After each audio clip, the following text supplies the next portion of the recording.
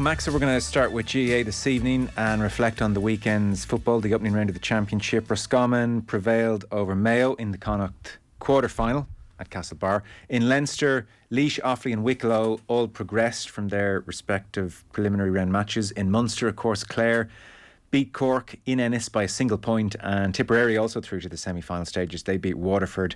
And of course on Saturday, New York beating Leitrim on penalties, perhaps the story of the weekend. Sligo won against depleted London in Ruislip, and Armagh took care of business against Antrim in Ulster. Very happy to say Colm Boyle, four-time All-Star with Mayo, is with us. Good evening. Joe, how are you? How are things? Very well. Mayo 10 points, Roscommon 2-8 in Castlebar. So, has the hype train been derailed, or is this all part of the master plan? So, bit of a disaster. To what extent for you was this a surprise, a shock? I know Davy Burke railed against the sense that this was a big shock. It's not a huge shock, Joe. Let's be honest. Roscommon had a good league, third in Division 1, and any time they play Mayo, they certainly raise their game. And there's huge rivalry between both counties. I don't think people from outside the two counties would generate or get that feeling that the rivalry that is there, it is huge. So when Mayo play Roscommon, they know they're in for a tough game. And obviously, after getting on the back of a league final, after winning the league final 7 days later, going up against Roscommon in Castlebar, you always knew Roscommon were going to come with a bit of edge, and that they did. I think conditions certainly fell in their favour.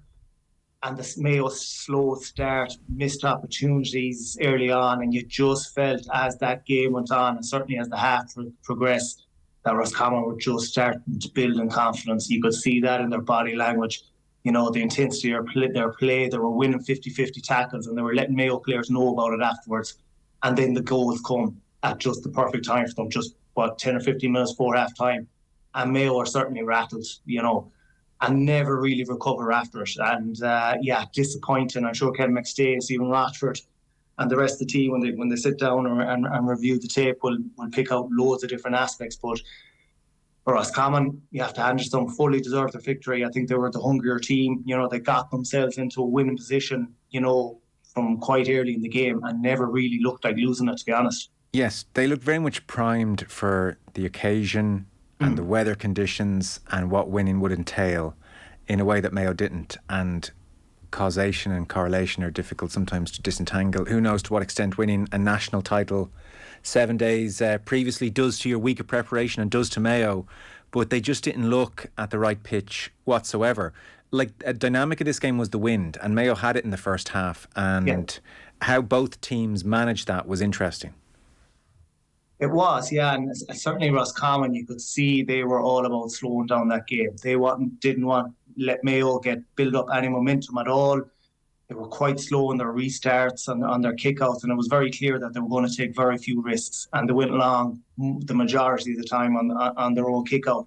I think what's disappointing from a Mayo point of view is really they didn't show enough aggression. They didn't get enough bodies around the break zone, and in a swirling breeze and a wet, windy day, there's absolutely no way you can be letting the opposition win clean kickouts from their own restarts, because it's just too easy for them. It lets them get themselves out of their half too easy. And Mayo were never able to pin Roscommon in their own half for a sustained period of time. When Roscommon then eventually did get out, they were holding the ball for 2, 3, 4 minutes. They were killing the clock. And really, like I said, just not let Mayo get that momentum that they needed to build up that 4, 5, 6 point lead, which is probably what that wind was. Granted, I think Mayo didn't take them goal chances earlier on. It's a really strange start to the game, Joe. There's 2 very soft frees in the first minute or 2 of the game. I don't think either of them are frees. It's a point apiece, and there's no score for the next 18, 90 minutes. And in that period of the game, Mayo really leave 2-4 behind them, 2 real gilt-edged goal chances. And from that, like I said earlier, the Roscommon just get the sense that Mayo aren't quite at it today. They're a small bit off. Then they get their goal chances down the other end and they take them. And ultimately, that proved to be the difference between the two teams. You mentioned the kick-out situation in the first half as well. Mayo really did try and press up with the wind on their backs against Conor Carroll's kick-outs. 8, 9, 10 players inside the Roscommon 45. Of the 9 first half kick-outs, most of which went long in the direction of Enda Smith, quite often. Of those 9 kickouts, Roscommon kept possession 7 times. It's an amazing return when you're going long. So that definitely fell on the Roscommon side of the ledger. You mentioned that period where, against the wind, Roscommon, almost playing down the clock, just recycled the ball across the pitch. Mayo seemed to pitch up and hold their line. You half wonder, should they have gotten Roscommon faces and tried to win back the ball and engage them a bit more, as opposed to just allow Roscommon keep the ball and run down the clock and you know, take away that wind advantage. That lack of aggression was there in various aspects. Yeah, it was, and there was numerous opportunities. To me, if Mayo were really at the pitch of the game, which they would have wanted to be, they would have turned over Roscommon numerous times in both halves, to be honest, because even against the breeze, Roscommon were trying to carry out the ball with their goalkeeper, Conor Carr. And when you have Aidan O'Shea and Ryan O'Donoghue, two of the best full forward line players that actually making tackles and making turnovers, if them boys are really at it and the rest of the team are really at it, I think they punish them and they make turnovers and they just put Roscommon on the back foot. And it just felt that Roscommon were getting out too easy from their own kick out and from general play. And like I said, you know, they were sitting off them a tiny bit too much, and Roscommon just gained a foothold in the game from that. Mayo have 6 weeks now to reflect on all that and lick their wounds and put in, I suppose, something akin to another pre-season. Will we see a different Mayo in terms of personnel? And if so, where? I think we need to see different personnel. Like, Inda Hessian is a big loss to Mayo at the minute. I think we can't be talking about this all year, but Sunday was the first time I think Mayo fans really looked at a Mayo team, what, minus Oshie Mullins and Lee Keegan, what that looks like, and really that pace and power coming from the back, because especially in that second half when it looked like we were completely out of ideas, Roscommon got loads of bodies back inside the 45 and it looked like we couldn't break them down and we were lacking just that small bit of pace and power, someone to come from the back. Like, how many times have we seen Lee Keegan do it through the years?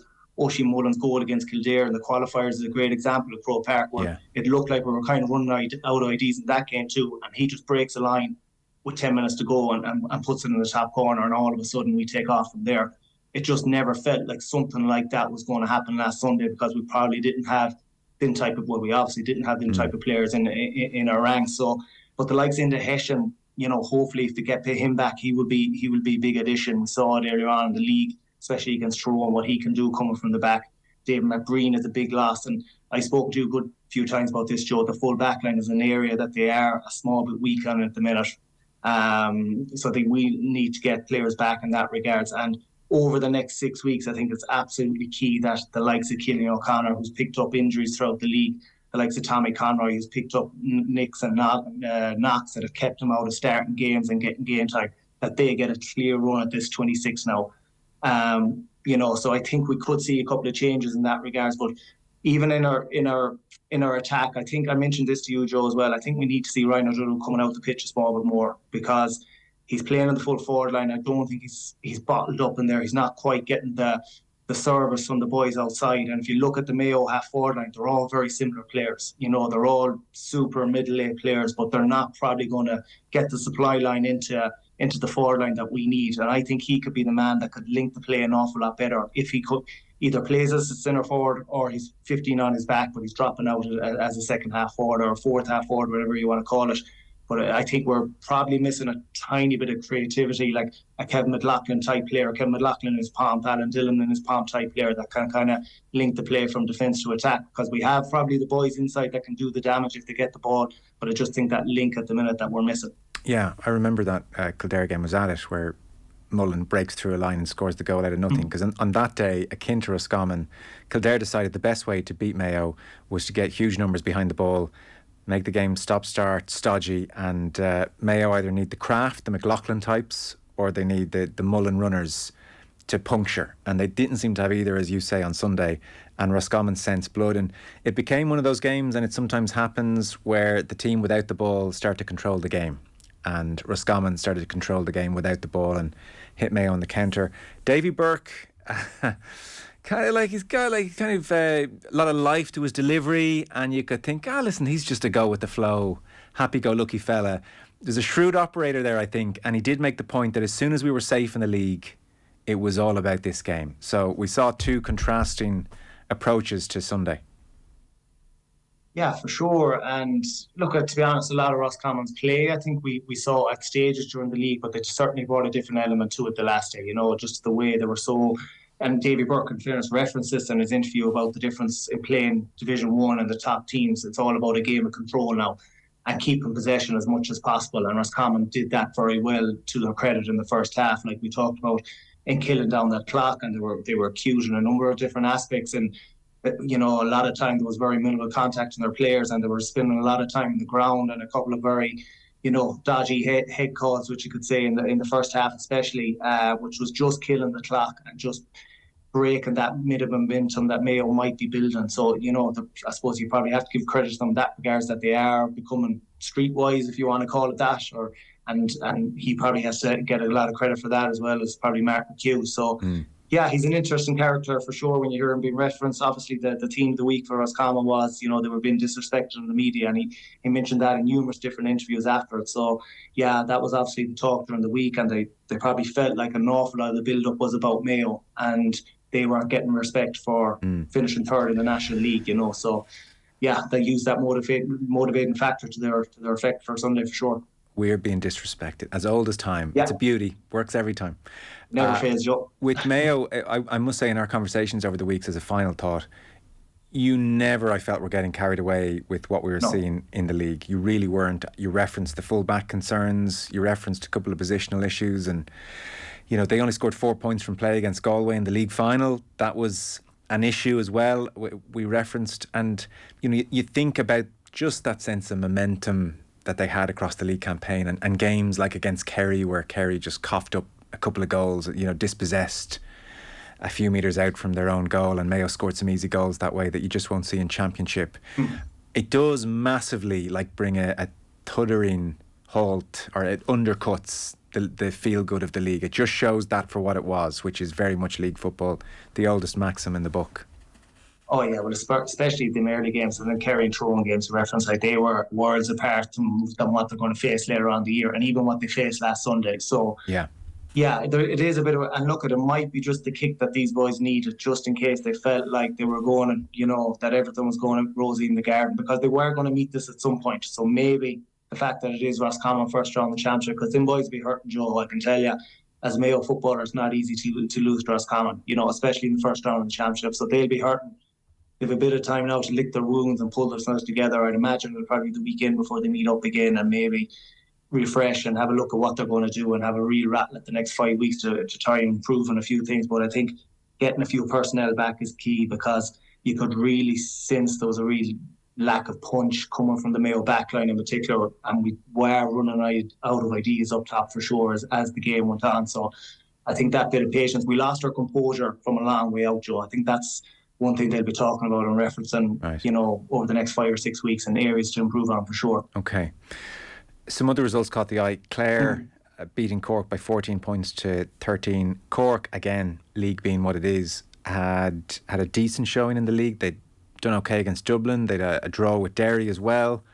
And yet they looked so pedestrian against Clare, who clogged up the middle. The Cork running game completely negated. They looked overly defensive, flat. And it must be said, we had an email in for the slot we're doing in the next hour, Slight Tangent, just talking about, as a spectacle, the first half in particular. Ball was just recycled endlessly back and forth across the width of the pitch. So, not much adventure about their play. Second half caught fire. For Colm Collins and Clare, I think the whole country has a soft spot for Collins and for what he's done with this Clare team. Unbelievable, Joe, when you consider, and I know they're the Clare team, and boys are probably sick of hearing this, but the resources they have, the personnel, obviously their hurling is the number one down there.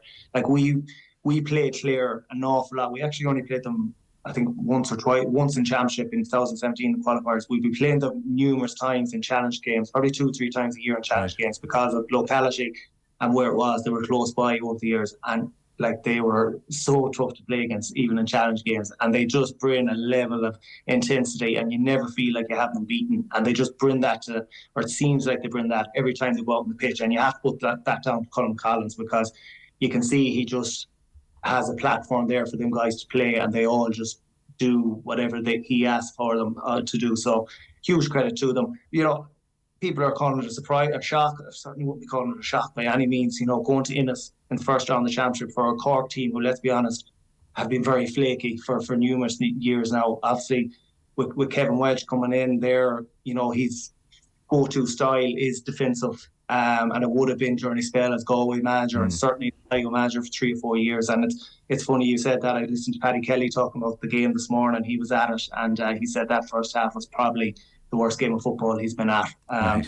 So I hope this is not a team for the rest of the year, Joe, like Roscommon Mayo. Granted, the weather conditions were poor. That it was shocking stuff as well. Well, if teams without the ball aren't going to push up and engage and try and win it back, say halfway line territory, then unfortunately defensive area clogged up, players don't want to give away possession, we're going to see plenty of recycling, and most teams are not inclined to try and press high up and engage, and so there's kind of this stalemate which can envelope particularly a tense occasion.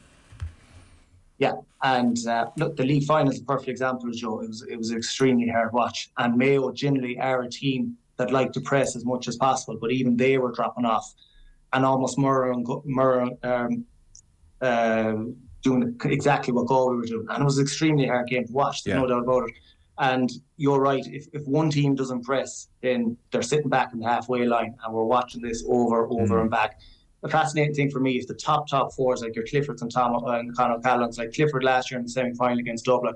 You could see he was just going as far as the 45, and then he was heading back inside.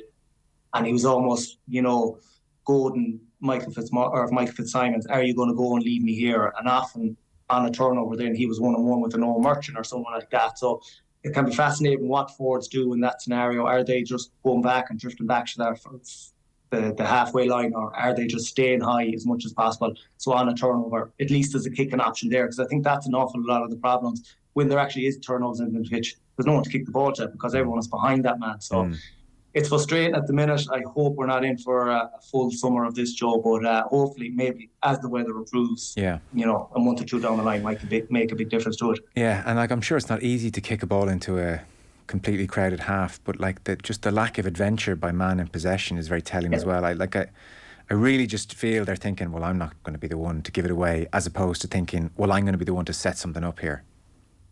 Oh, hugely, yeah. And if you look at Mayo the last day, Aidan O'Shane, there, I think 2 balls they kicked into him in the whole game. What's the point? The first we actually get a goal chance. I think it's a messy break, but it's a break that falls to Stevie Conan, and he almost puts it in the top corner. Yeah. And that's what can happen, from these simple balls in. But teams are very, very careful to do that. And like I referenced Davy Burke's interview, he was saying it's all about possession. It's all about holding the ball and probing.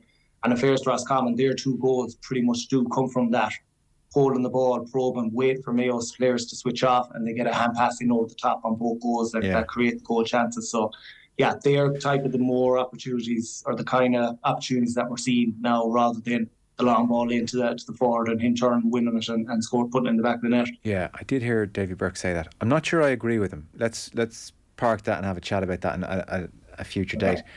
We should mention New York. I know you didn't see this game live. Most of us didn't. For your old teammate Andy Moran, it's just a disaster, like nightmare scenario. And for New York, it's amazing. And I'm sure they'll be trying to book their flights and get over here.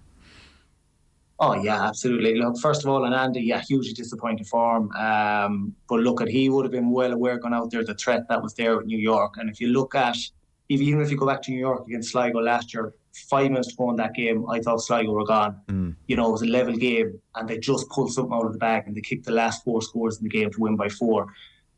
And unusually for New York, they actually hold a large number of that team. Like normally, from one year to another, they might have 2 or 3 from the team before. I think this year they did 8 or 9, and then they add in the likes of Owen Kern and Bill Maher from Tipperary. And all of a sudden, you're looking at that New York team on paper, and you're thinking they would more than hold their own in Division 4. So, yeah, it was always going to be a really difficult day. And even the fact that it was under lights in Gaelic Park, like Gaelic Park, Joe, is an extremely difficult place to play. It's just a strange atmosphere. It's a carnival atmosphere around the place. And I've never played there at night. I'm not sure it was that the first Connacht game that was played there at night. It's usually a Sunday game, but that was a Saturday night game. And I'd say even just loads of different factors, loads of different elements came into it. And the longer the game went on, it would have become more and more difficult for the Leitrim players, because there would have been a huge sense around the place, around New York, that this is on. And you can be sure from a long way out that in the 5-year cycle of playing the Connacht counties that Sligo and Leitrim, let's be honest, are probably the two teams that they're targeting and having their best and strongest squads within games, because realistically, okay, they nearly pulled off a famous one against Roscommon in 2017, but realistically, and there's no disrespect to Sligo or Leitrim, it's probably going to be within their beat. So unfortunately, it was Leitrim that got caught on this occasion, but New York were actually fully deserved of it. And yeah, it'll be very interesting as it's Saturday week against Sligo. That's look at, if you're Sligo, you have to be happy with that. If you think of New York coming over, they should look after them, and get to a kind of final, which would be great for them. But time will tell. Listen, great stuff. We're out of time. Thanks so much. Thanks, Joe. Cheers. Colm Boyle with us this evening, looking back on the weekend's action. And should remind you, Gaelic football on Off the Ball is in partnership with AIB.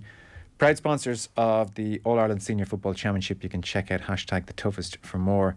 And the football pod, by the way, on the GAA theme, are hitting the road again. They are heading to Killarney for the first big show of the summer, all with thanks to AIB. So it's Tommy Rooney and Paddy Andrews and James O'Donoghue. They'll be bringing the football pod to the Great Southern Hotel for a live episode with special guests. It will be on Thursday, May the 4th. So May the 4th, Thursday. Exclusive off-air event. Tickets are limited. So if you're interested, offtheball.com/events is where you need to go. All in partnership with AIB. Check out #TheToughest for more.